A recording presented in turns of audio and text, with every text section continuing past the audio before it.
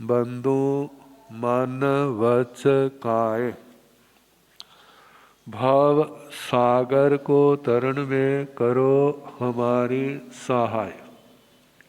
जिन शासन जिन वाणी सदा जयवंत हो, श्रवण संग सदा अविचल मंगल हो।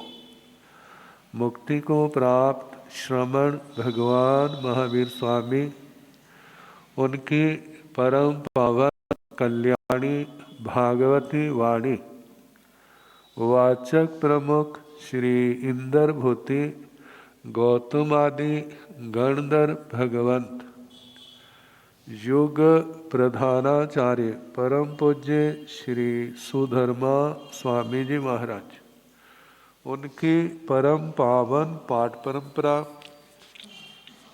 वर्तमान आचार्य ध्यान योगी परम पूज्य श्री शिव मुनि जी महाराज एवं गुरुजन सबके पावन चरण सरोजों में मेरा अनंत अनंत बार वंदना नमस्कार। उपस्थित धर्म प्रेमी सज्जनों, माताओं तथा बहनों, कल एक शब्द कहा था भावना। भावना का मतलब क्या है? भाव तो मन का विषय। किसी बात को बार बार दोहराना, उसका मतलब भावना। आयुर्वेद में औषधियां रगड़ी जाती है। जितना उनको रगड़ा जाता है, कूटा जाता है, उतनी वह बारीक होती। जितनी बारीक होती है उतनी क्या होती? प्रभावशाली होती है। मतलब उनकी गुणवत्ता बढ़ जाती। होम्योपैथिक में भी ऐसा ही है, जो सुनने में आता है कि उनको क्या किया जाता है? बार बार रगड़ा जाता है। जितनी सूक्ष्म होती जाएगी उसका प्रभाव उतना ज्यादा है। जैसे आजकल परमाणु बम कहते हैं ना, तो वो भी क्या किए होते हैं? टुकड़े टुकड़े टुकड़े टुकड़े। तो ऐसे ही भावना संबर का कारण भी है, निर्जना का कारण भी है, भावना बंध का कारण भी है। जब किसी अशुभ बात को हम बार बार मन के द्वारा करते हैं, बार बार भावना भाते हैं, तो उसका आश्रव और बंध ज्यादा से ज्यादा होता है। बैर की गांठें उतनी मजबूत बनती जाती है जितना हम ज्यादा चिंतन करते हैं। जब जब किसी के द्वारा किया गया अपमान स्मृति में आता है, एकदम क्रोध आ जाता है।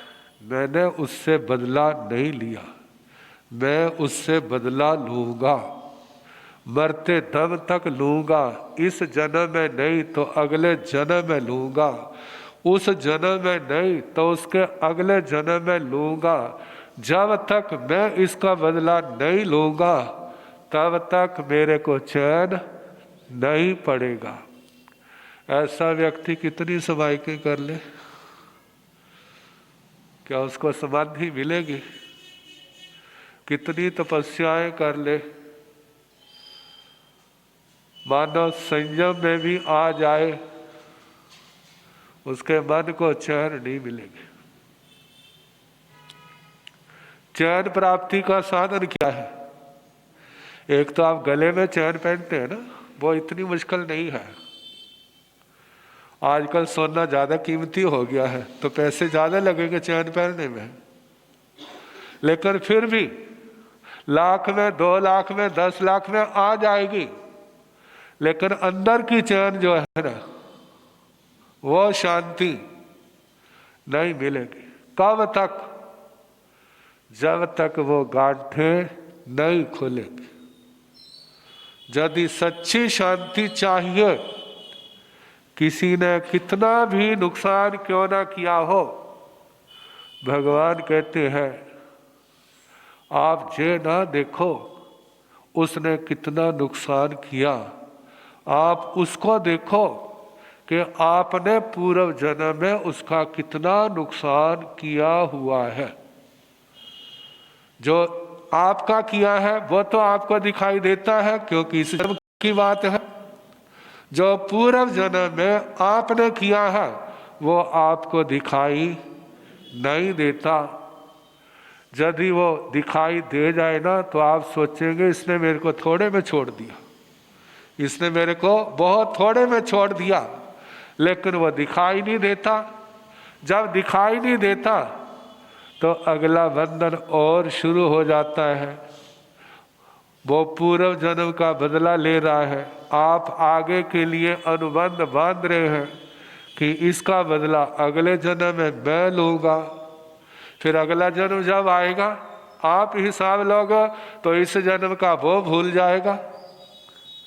अब वो सोचेगा इसने नया बैर बांधा है तो आगे जब तक मैं इसका हिसाब पूरा नहीं करूँगा तो मेरे को चैन नहीं मिलेगी। तो चैन कैसी होती है, एक कुंडी के साथ दूसरी कुंडी, तीसरी कुंडी, चौथी कुंडी, ऐसी होती है ना। ऐसे जो बैर बंद भी एक के साथ दूसरा, दूसरे के साथ तीसरा, चौथा, ऐसे अनादि काल से जो बैर परंपराएं चली आ रही है। अब इनका निपटारा कैसे हो, छुटकारा कैसे हो, भगवान ने सूत्र दिया है जो सारी आगम वाणी का सार है। आप कहेंगे वो कौन सा सूत्र है, वो कोई अनजाना नहीं होगा, कितनी बार सुना होगा। खामे में सभ्य जीवे सभ्य जीवा खमंतु में, मिट्टी में सब भूए सु बेरंग मज्जग न के। कहते जब तक ये सूत्र हमारे जीवन में नहीं आएगा हमारी जप भी सफल नहीं, नियम व्रत भी सफल नहीं, तपस्या भी सफल नहीं। इस आत्मा ने अनादि काल का जब हम इतिहास खोले ना, ऐसी कौन सी तपस्या है जो बाह्य इस आत्मा ने एक बार नहीं अनंत बार ना की हो। तपस्याएं बहुत की, नियम व्रत बहुत पाले, अनंता बार 21 में देवलोक तक जा चुके हैं, लेकिन आत्मा का कल्याण नहीं हुआ। संयम बहुत पाला, तपस्या बहुत की, नियम व्रत बहुत पाले, पचखान बहुत किए, लेकिन आत्मा का कल्याण नहीं हुआ। क्यों नहीं हुआ? क्या हमारे नियम व्रत में कमी है? क्या हमारी तपस्या में कमी है? हमारी साधना में कमी है? कहते साधना में तो कमी नहीं है, बस एक ही बात की कमी है। वो बात कौन सी है? हमने दूसरों से माफी तो मांगी, लेकिन किसी को माफी तो मांग लेते भाई, माफ करना। वो किस लिए मांगते हैं? ताकि ये मेरा नुकसान ना करे, इसको शांत करने के लिए। लेकिन हमने कितना माफ किया? जब तक हम किसी को क्षमा नहीं करेंगे, कहते हमारे हाथ में क्या है? कोई हमें माफ करे जो हमारे हाथ में है तो बता दो। जो हमारे हाथ में नहीं है, कितना गिड़गिड़ा लो, कितना उससे क्षमा याचना कर लो, वो माफ को माफ कर दे जो आपके हाथ में नहीं है। जो उसकी इच्छा के ऊपर, उसकी मर्जी पर निर्भर है। आपकी मर्जी पर क्या निर्भर है? आपकी इच्छा पर निर्भर है दूसरे को क्षमा करना। यदि इस आत्मा ने दूसरे सबको क्षमा कर दिया तो समझना 50% उसने संसार पार कर लिया। कितना भला? 50% थोड़ा होता है भला? आधा संसार उसने पार कर लिया। किसने भला? जब जे आया, चाहे जिसने मेरा गला काटा, हे परमात्मा मैं उसको भी माफ करता हूं। जिसने मेरा सम्मान लूटा, मेरे कर्म का फल था, मैं उसको क्षमा करता हूँ। उसने मेरा घर उजाड़ दिया,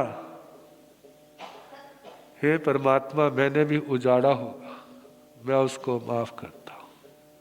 ये साधु धर्म है, जो मोक्ष मार्ग है, दुनिया का मार्ग नहीं है। दूसरा ईंट मारे तो तुम पत्थर मारो, ये कौन सा मार्ग है? ये दुनिया का मार्ग है, ये भगवान का मार्ग नहीं है। दुनिया का मार्ग दो चीजें हैं, एक संसार की व्यवस्था बनाने के लिए, एक संसार की, परिवार की, समाज की, देश की व्यवस्था बनाने का मार्ग है, और एक मार्ग है संसार को बढ़ाने का। जहाँ व्यवस्था बनाने का है वहाँ पर वार्निंग होती है, कोई गलत काम करता है, भाई ऐसा ना करो, ऐसा ना करो, ऐसा ना करो। एक बार, दो बार, तीन बार, चौथी बार फिर उसको दंडित, प्रताड़ित। लेकिन उसके पीछे भावना क्या है कि हमारे समाज की, हमारे परिवार की, हमारे राष्ट्र की व्यवस्था ना बिगड़े। लेकिन दूसरा, जहाँ काम, क्रोध, मद, लोभ, संसार के सुखों का चक्कर है, उसके लिए 18 पापों का सेवन किया जा रहा है। ये सारे का सारा व्यवहार संसार को बढ़ाने वाला है। लेकिन भगवान का मार्ग संसार को बढ़ाने का नहीं है, घटाने का है। कहते जब तक आपके दिल में ये बात नहीं ना आएगी कि इसने मेरा नुकसान किया, मैंने इसका ज्यादा किया होगा, मैं इसको माफ करता हूं, और जो पूर्व जन्म में मैंने किया था मैं उसकी माफी मांगता हूं। ये एक शब्द कितनी बार सुनते होंगे, पढ़ते होंगे, क्षमा वीरस्य भूषणम। क्षमा किसका भूषण है? जैसे सोने की चैने, डायमंड के सेट कौन पाएगा? कौन पाएगा? जिसकी जेब भारी होगी वही तो पहनेगा ना। जिसका अटैची भरा होगा वही पहनेगा, जिसके पास है नहीं, कुछ नहीं, वो क्या पहनेगा? वो तो नहीं पहन सकता। ऐसे क्षमा का गुण, इसको हर कोई नहीं अपना सकता। कौन अपनाएगा? जिसके पास आत्मबल होगा। वो कौन सा बल है? वह क्षोभशम का मौनी कर्म हल्का होगा। जितनी साधनाएं है, जब हमारी कर्मों की निर्जरा के लिए है, कोई संसार की चाहना नहीं, तो हमारी निर्जरा बढ़ती जाएगी, आत्मा की गुणवत्ता बढ़ती जाएगी, आत्मा निर्मल होती जाएगी। आत्मा जितनी निर्मल होगी उतना विवेक जागृत होगा, समझ जागृत होगी। जितनी समझ जागृत होगी उसके साथ साथ सहन शक्ति भी क्या होगी? सहन शक्ति भी आएगी। जब तक आत्मा के अंदर सहने की शक्ति नहीं है, तब तक इस युद्ध के मैदान में वो टिक नहीं सकता। जब संसार के युद्ध में यदि उसने धनुष्यबाण शस्त्र उठाए तो दूसरे ने भी उठाए। यदि वो वार करता है तो उसके ऊपर वार भी होता है। जब तक दूसरे के वार को सह नहीं सकता तो वहां पर टिक भी नहीं सकता। सहने की शक्ति है तो टिका रहेगा और दूसरों को उखाड़ता रहेगा। ऐसे ही इस साधना के मार्ग में जितनी हमारे अंदर सहन शक्ति होगी, सहने का बल होगा, विवेक का बल होगा, समझ होगी, हम सबको क्षमा कर सकते हैं। भगवान कहते हैं खामे में सभ्य जीवे, मैं सब जीवों को क्षमा करता हूं। फिर ये भी कहते हैं ना, जो दोगे वो मिलेगा। क्या करोगे? जो दोगे वो ही मिलेगा। जो क्षमा दोगे तो क्षमा मिलेगी, क्षमा दोगे नहीं तो मिलेगी कहां से? दिया ही नहीं। इसलिए भगवान ने कैसा सूत्र उठाया, मैं सबको क्षमा करता, कोई मुझे क्षमा करे या ना करे ये उसके हाथ की बात है, लेकिन मेरे हाथ की है, मैं सबको क्षमा करता हूं। मेरा किसी से कोई वैर का बदला नहीं लूंगा। जे बैर रौद्र ध्यान जगाता है। जब उसने बैर को शांत कर दिया तो रौद्र ध्यान क्या हो गया? रौद्र ध्यान शांत हो गया। इसका मतलब रौद्र ध्यान शांत हुआ तो इसका मतलब क्या हुआ? नरक गति को ताला लगा दिया। रौद्र ध्यान कहाँ ले जाता है? नरक की ओर। पहली बात। दूसरी बात, मुझे कुछ नहीं चाहिए संसार का, मुझे कुछ नहीं चाहिए। आरत ध्यान में क्या होता है? आरत ध्यान के क्या लक्षण है? जो मिला नहीं वो मेरे को मिले, और जो बिल मिला है वो मेरे पास रहे। आरत ध्यान यही तो है ना। वो क्या? धर्म की बातें नहीं, संसार के भौतिक सुख, संसार की भौतिक संपदा जो मिली नहीं है वो मेरे को मिले, और जब मिली हुई है उसको कोई छीन ना सके, वो मेरे पास ही बनी रहे। जब जे डिमांड, जे चाहना शांत हो गई तो आरत ध्यान किसका कारण है? त्रियंच गति का।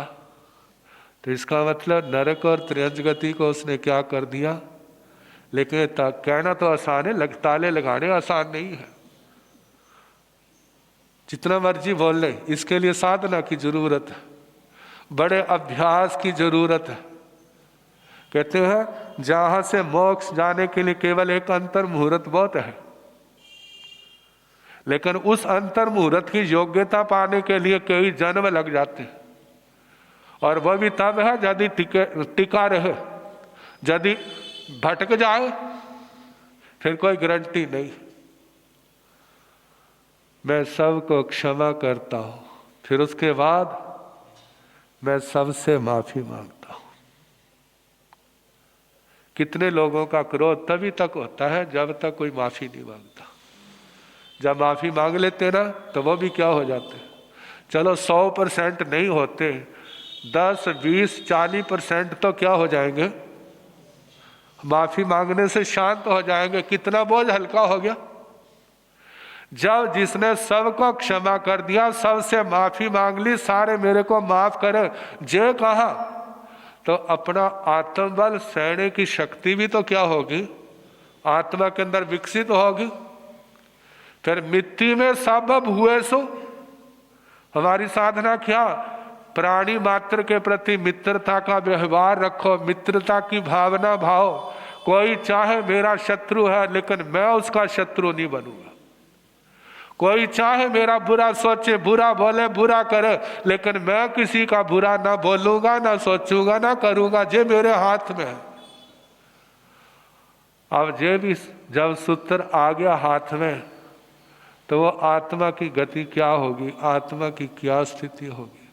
बेरा मज्जंग न केणई, मेरा किसी के साथ, भगवान की जो साधना का सूत्र है। कहते दूसरी साधना चाहे थोड़ी है, चल जाएगी, और यदि जो नहीं है तो लंबी से लंबी साधना भी क्या है? फिर निष्फल है।